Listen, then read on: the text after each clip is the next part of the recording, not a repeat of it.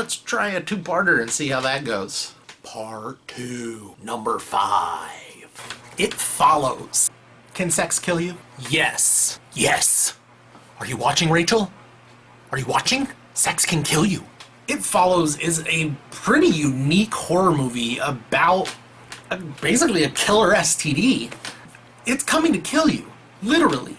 It's coming to murder you, and there's nothing you can do about it. It's just coming to kill you. Lately, there have been some really great horror movies that don't go into the trope of reboots and jump scares. A movie like The Babadook, really scary. But Hollywood still has those, and they suck. Along comes a fresh, original idea of a horror movie. An original movie that haunts its audience by the impending doom looming over some poor girl's shoulder. Literally at one point. You see it. It's coming to kill her, and there's nothing you can do. To the best of my knowledge, there was only one real jump scare. The rest of the movie was really organic in the way that they created the terror coming for these poor kids. While I wasn't in love with the ending, it was forgivable. It's a great movie to recommend to horror fans who likely have never heard of it and will get a kick out of it by the original idea and the actual fright that they'll feel from it. Just, you know, don't expect the reboot in 2027 to be any good, because it's not gonna be. Number 4, The Martian. I really liked it. It was, summer movie bait at its best, and it totally worked in every single way. It's about one man growing potatoes out of his poop on Mars, and that was awesome, actually. It was actually kind of awesome. The Martian is a fairly realistic look at what would happen if someone got stuck on Mars in the future. While I can't say I know the science of it or anything, I can say it presented itself as believable. And it really took a complex subject, you know, rocket science and interplanetary travel, and simplified it down to a way that you could just watch and enjoy. It's, to my recollection, it's about the same length as Bridge of Spies, maybe a little shorter than Straight Outta Compton, but it never feels like it. At times with Straight Outta Compton, you feel its length. The Martian flows so beautifully that you never really do. The real credit to this film was Ridley Scott. He was able to pace this movie beautifully, going back to Earth, to Mars, to how they would communicate, to how they would rescue him. The visuals were fantastic, and the acting, while not requiring a lot of heavy lifting per se, was good for what it needed to be. It never needed someone to carry the movie with a really in-depth emotional performance. It really just needed believability, and it totally got that. The end, without any spoilers, is pretty intense, and Ridley Scott uses his experience from 4 decades in this industry to craft a beautifully intense and kind of edge-of-your-seat thrill ride at the end. Literally a ride, and really balanced it without any effort. I'm sure there was a lot of effort. Directing is really hard and stuff. The reason I'm making this point is Ridley Scott was robbed of an Oscar nomination. I mean, he really was. Oscar's so white. Wait, he's white too? Oh, never mind. He's still robbed. The top 3. I want to preface this by saying every year I like a good handful of movies. I guess I'd say I love 1 or 2 movies a year, but these 3 I loved. Absolutely. I put these in a top 3 category, well above the other 7. I will happily watch these movies again. I highly recommend them. They are fantastic. Go out and watch them if you have. And depending on the day you ask me, I might change the order. So for my number 3 movie, we'll call it 1A. Mad Max Fury Road. Yeah.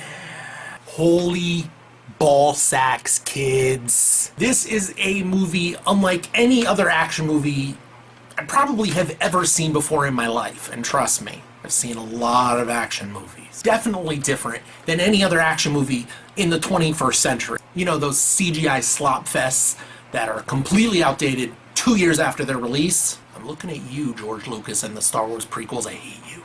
I hate you. Mad Max is a fantastic visual treat. It's a feast for your eyes, and it has a really great story, too. In a post-apocalyptic future, Max is a renegade, and he gets caught up in some things that he doesn't really want to get caught up. Imperator Furiosa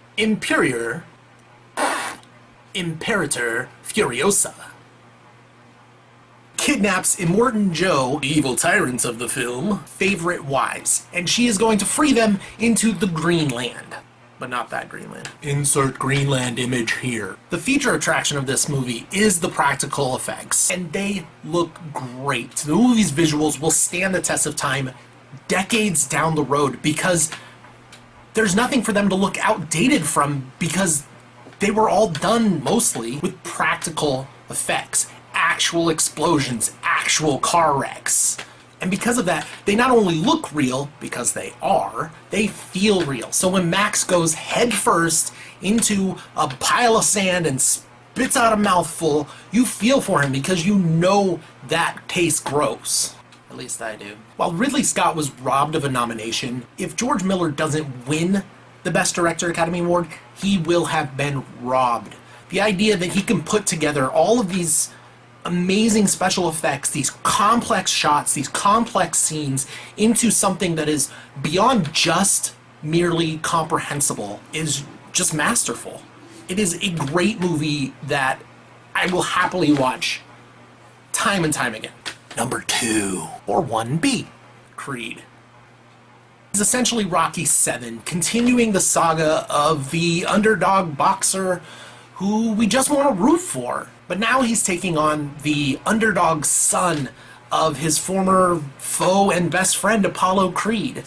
But in this film, Rocky takes a back seat to Adonis. Of all the movies on this list, there's probably no other movie that I am just gonna watch repeatedly for the next few years or more. And there's probably no other film that I purely enjoyed more. There is no other movie that made me fully embrace the characters and get lost in their story. Perhaps it's my long-standing infatuation with the Rocky franchise. I love it. They're amazing. Except 5. That one sucks. Don't watch 5. In fact, this is what Rocky 5 should have been. Ryan Coogler knows how to direct a movie with absolutely relatable characters, as demonstrated in his film Fruitvale Station from a couple of years ago. Michael B. Jordan plays Adonis, the son of Apollo Creed, and Stallone reprises his role as Rocky Balboa, are more than just relatable and sympathetic. They're downright likable, so that by the end of the movie, you are actively rooting for them to succeed. The movie feels more like a reboot than a sequel, but I think it could stand alone if it wasn't part of the Rocky franchise or family. It had so much going for it. It might have been just as good. Well, maybe not just as good. Minor spoiler. Towards the end of the movie, before the last round of Adonis's fight, Adonis finally admits to Rocky the reason that he fights. And Rocky responds the only way he knows how, motivating the hell out of that kid to go knock the son of a bitch down on the other side of the ring. Donnie says he will, and when he stands up, probably my favorite moment in any film in recent memory, he stands up into the view of the camera like this. And the iconic Rocky music hits for the first time in the 2-hour movie.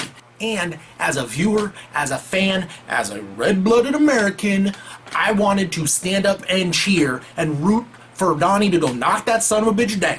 It was unexpected and beautiful, and if there was ever a time to jump up in a movie and cheer, that was it. Creed was amazing, and this is the Rocky successor we've been waiting for a long, long time. I loved it. Number 1, Ex Machina. I actually rewatched this movie while I was writing this list, and it holds up on multiple viewings. The writing is just so beautiful that you're going to discover things, intricacies in the dialogue and the choices that the characters make. I imagine I'm going to watch this movie quite a few times in the future, and I bet I'll find things in the script, in the dialogue, in the choices that the actors make each time I watch it. There is so much detail put into the film that it's hard to believe that it was as small a budget as it actually was. Ex Machina is a beautiful character piece about a young programmer who wins a trip to his billionaire boss's estate for some mysterious reason.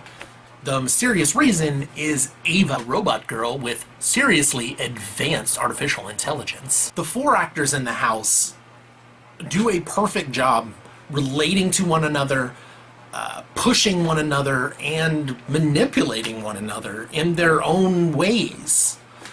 Some are a bit more obvious, some are a bit more subtle, but each character has their own motivation. And even though Alicia Vikander was a robot in the movie, the choices she made as an actor were nuanced and specific, and you knew what she was doing and why she was doing it.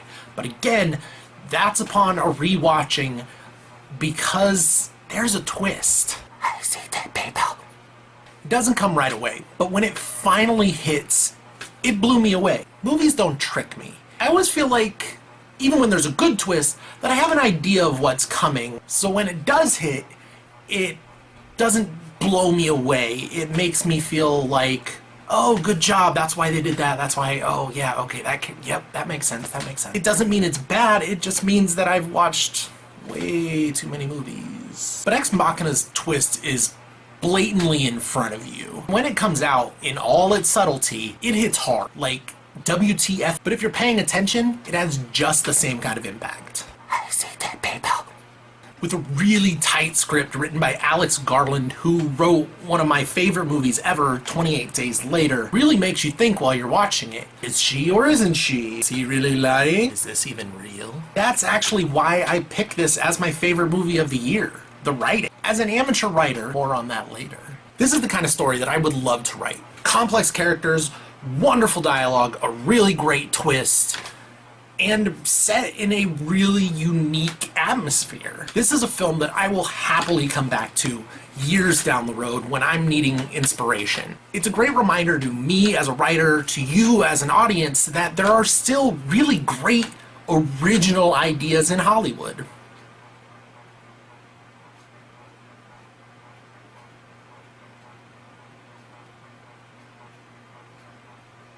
Except for those.